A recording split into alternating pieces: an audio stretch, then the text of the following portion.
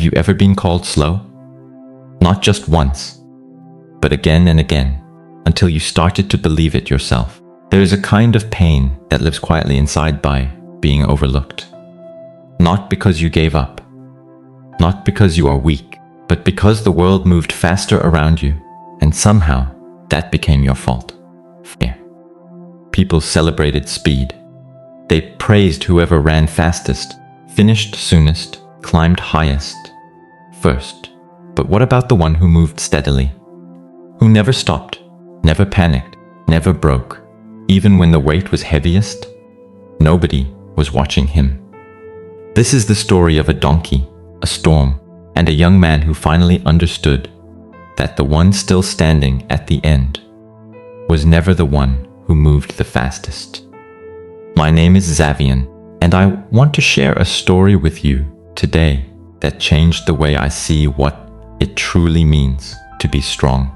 Because most people, most of us, have been taught the wrong definition of strength. By the time this story ends, you will never look at patience the same way again. And you might just realize that the strength you have been doubting in yourself is the most powerful kind there is. The village of Kaya sat in a dry, wide plain where the sun rose early and set slowly. Dust lived on everything. The paths, the market stalls, the rooftops, the hands of every person who worked the land. It was an honest place, a hard place, and life there moved to the rhythm of work. His name was Tomi, 25 years old, broad-shouldered, strong jaw, short, tight, curly black hair, warm, deep brown skin, rough leather sandals. His hands were calloused from years of carrying, pulling, and hauling loads across the dry fields. He wasn't lazy, he wasn't weak, but Tomi moved slowly, and in a village where speed meant worth, that was a problem. Every morning, Tomi carried water from the river to the field, while other young men finished in one fast trip and laughed their way back to the village. Tomi took 2, sometimes 3. They teased him. Tomi the turtle, they called him. Slow hands, slow mind. He said nothing, but the words followed him home.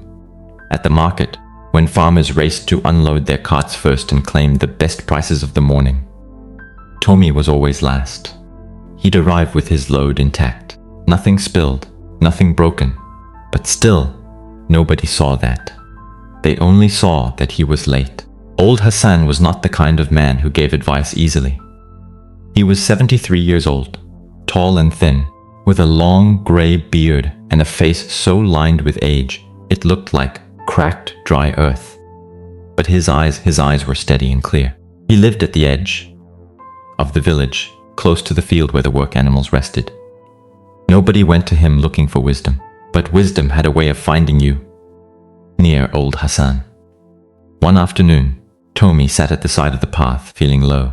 A farmer had laughed at him again, said he would never amount to anything. Said a man who moved that slowly had no future in this village. Old Hassan came and sat beside him without a word. Then, after a long, quiet moment, he pointed. "Look at that one," he said softly. Tomi followed Hassan's finger. There, moving along the dusty path ahead, was a donkey. Grey-brown coat, heavy leather harness, 2 large bundles of grain sacks and clay pots loaded on both sides. It moved slowly, not struggling, not rushing, just moving. One step, then another, steady. Old Hassan said nothing for a while. Then he spoke. "That donkey has carried more weight across this village than every horse that passed through here. And it never rushed once, not once. Ask yourself, which one do they trust with the heaviest load?" That night, Tomi could not sleep. He kept hearing Hassan's words. Which one do they trust with the heaviest load? The next morning, he woke before the sun. He did not rush. He did not try to race anyone. He simply began, one task at a time. Steady. The weeks that followed were not easy.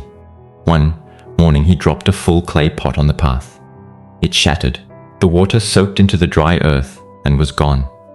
He stood there, looking at the broken pieces. Someone walking past noticed. Someone laughed. Tomi crouched down, picked up the broken shards one by one, and went back to fill another pot. He didn't say anything, he just went back. A group of younger farmers started calling him the donkey man. They said it to make him feel small. They laughed when he passed. Some elders shook their heads and whispered that he would never thrive.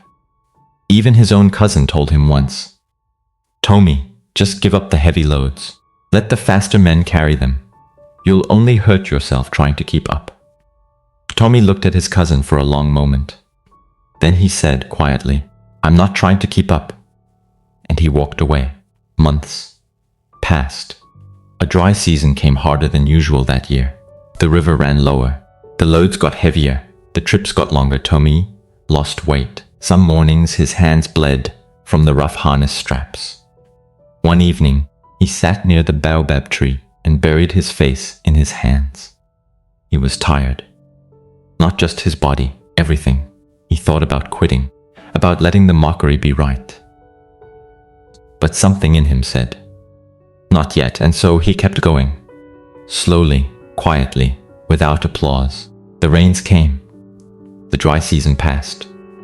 And one morning, a full season after that conversation with old Hassan, Tomi noticed something.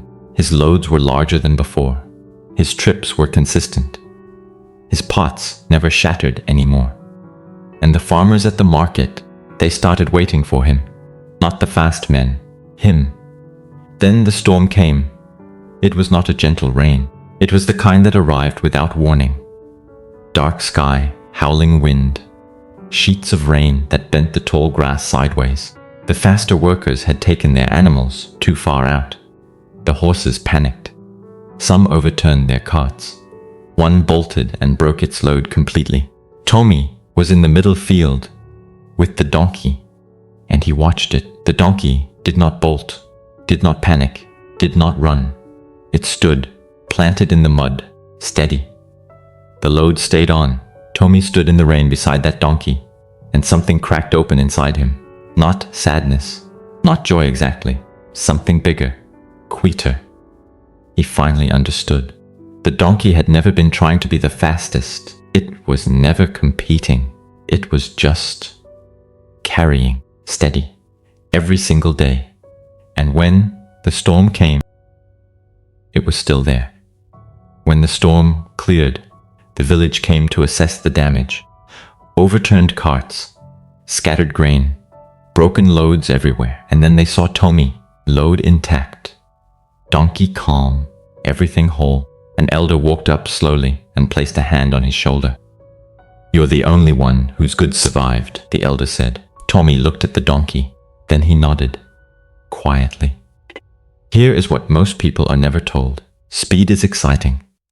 But speed breaks under pressure. Everybody wants to be the fastest, the first, the loudest. But when the storm comes, and it always comes, the question changes. It's no longer who moved fastest. It becomes who is still standing. And the answer is almost never who you expect. Real strength is not volume. It's not speed. It's not performance. Real strength is continuing when it is hard. Real strength is not panicking under weight. Real strength is showing up again. After the broken pot, after the laughter, after the doubt. You know what most people do when they feel slow? When they feel behind? They compare themselves to the ones moving faster. And they quit. But quitting is the only way the faster ones actually win. Don't give them that. Remember this. The world will always have faster runners, brighter talkers, louder achievers. But the one who stays steady, who carries the load without breaking, who keeps moving when everyone is watching, and when no one is watching, that person is not slow. That person is unbreakable. I'll be honest with you. There was a time when I felt like Tomi, when I thought moving slowly meant I was losing, when I looked around at everyone rushing ahead and wondered if something was wrong with me. But I've learned something since then. The ones still standing, are not the fastest. They are the ones who never stopped. And there is a quiet power in that most people will never understand until the storm arrives. If this story touched something in you today, subscribe to Zavian Tales. Here, you will find stories that help you think better, live wiser, and grow stronger. And before you go, watch my previous story, The Secret of Small Daily Habits. That story shows you how the smallest actions, done consistently every day, quietly build a life most people only dream about. It might be exactly what you need right now.